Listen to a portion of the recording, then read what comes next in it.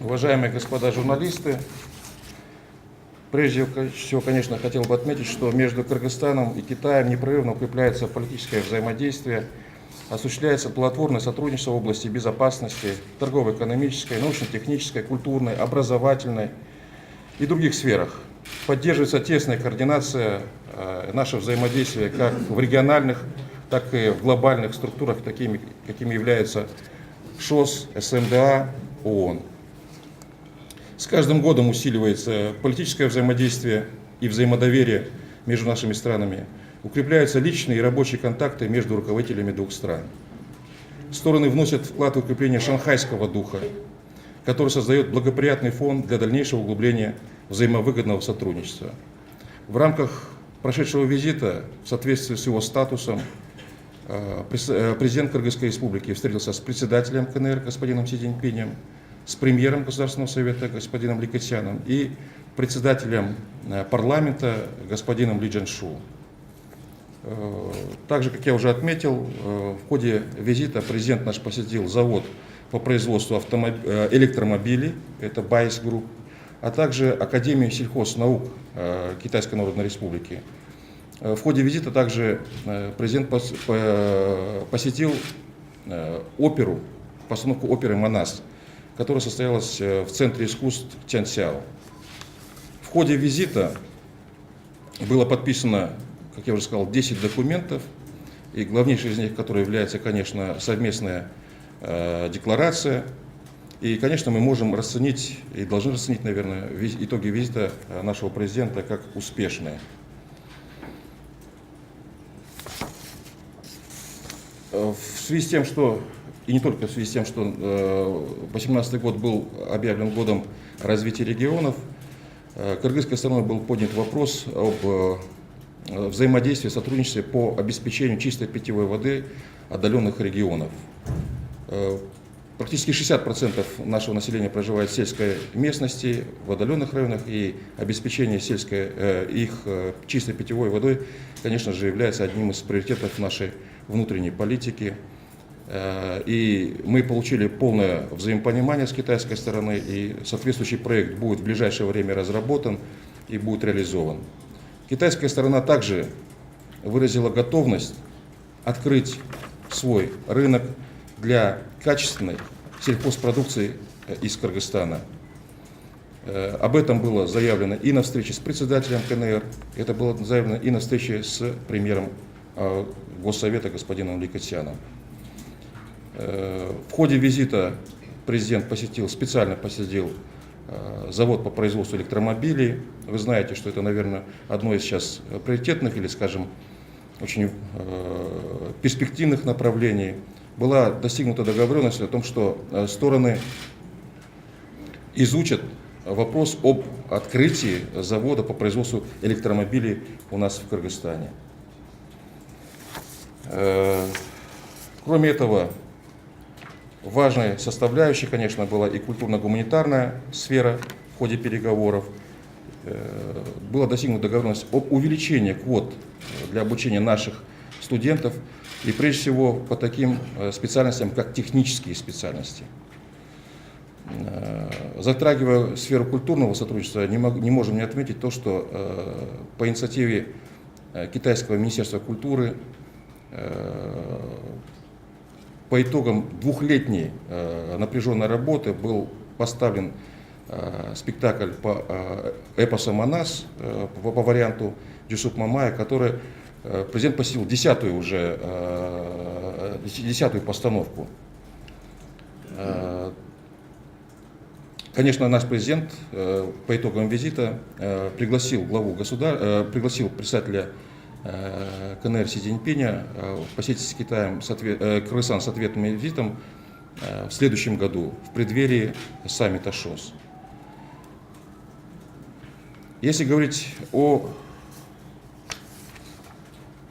заседании ШОС,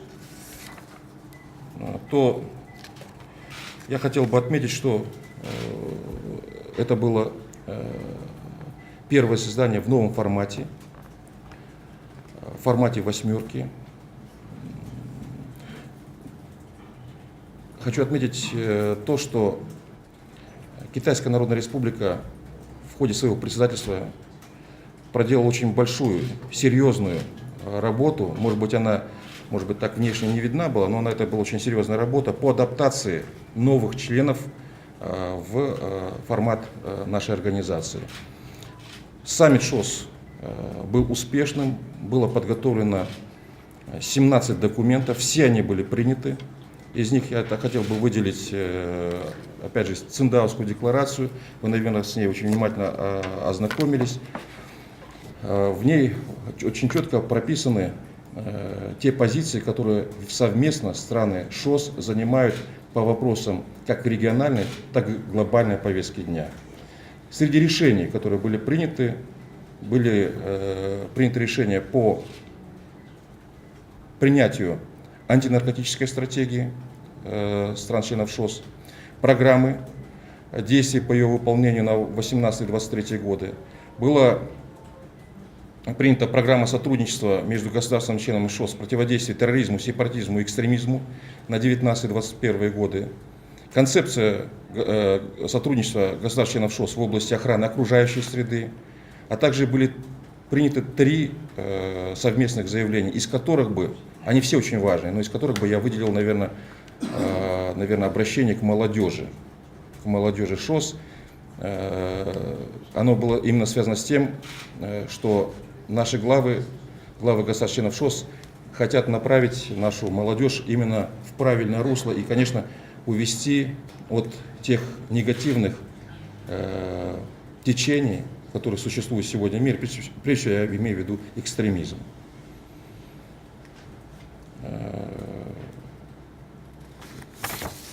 По итогам, еще раз хочу сказать, было принято 17 документов.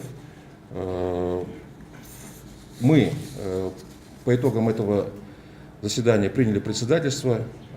Для нас в ходе председательства мы объявили о своих приоритетах, как это делается традиционно.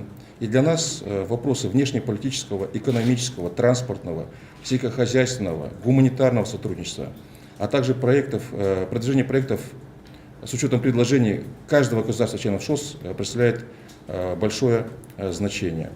В ходе нашего председательства будет проведено несколько советов министров. Это соберутся здесь министры иностранных дел, министры обороны, секретари советов безопасности, ряд профильных министерств в ходе нашего председательствования. Вы знаете, что в ходе выступления наш президент сделал акцент на расширение сотрудничества в области инфраструктуры, транспортной инфраструктуры, прежде всего улучшение автомобильного и железнодорожного сообщения. И в рамках этого, конечно, он отметил необходимость скорейшей реализации строительства железной дороги Китая, Кыргызстана, Узбекистана. В ходе своего председательства, как я уже отметил, мы также очень большое значение будем отдавать вопросам